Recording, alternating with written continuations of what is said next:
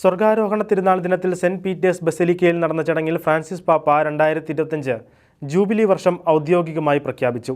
2025 jubilee വർഷം പ്രഖ്യാപിച്ചുകൊണ്ടുള്ള തിരുവെഴുത്ത് പ്രത്യാശ നിരാശരാക്കുന്നില്ല.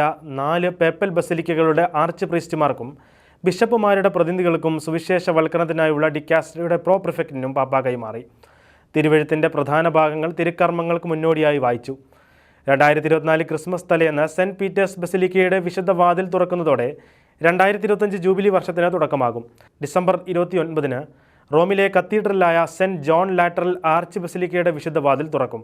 അന്നേ ദിവസം തന്നെ ലോകത്തിൻ്റെ നാനാഭാഗങ്ങളിലുള്ള കത്തീഡ്രലുകളിലും കത്തീഡ്രലുകളിലും പ്രാദേശിക ബിഷപ്പുമാരുടെ നേതൃത്വത്തിൽ ദിവ്യബലി അർപ്പിച്ചുകൊണ്ട് ജൂബിലി വർഷത്തിന് പ്രാദേശികമായി തുടക്കം കുറിക്കും. ജൂബിലി വർഷത്തിൻ്റെ പ്രധാന പ്രമേയമായ ദൈവകൃപയിലുള്ള പ്രത്യാശ പ്രഘോഷിക്കുന്നതിൽ ദൈവജനത്തെ പൂർണ്ണമായി പങ്കുചേർക്കുന്നതിന് വേണ്ട എല്ലാ പരിശ്രമവും ജൂബിലി വർഷത്തിൽ നടത്തണമെന്ന് പ്രത്യാശ നിരാശരാക്കുന്നില്ല എന്ന ബുൾ ഓഫ് ഇൻഡക്ഷനിൽ പാപ്പ ആഹ്വാനം ചെയ്തു.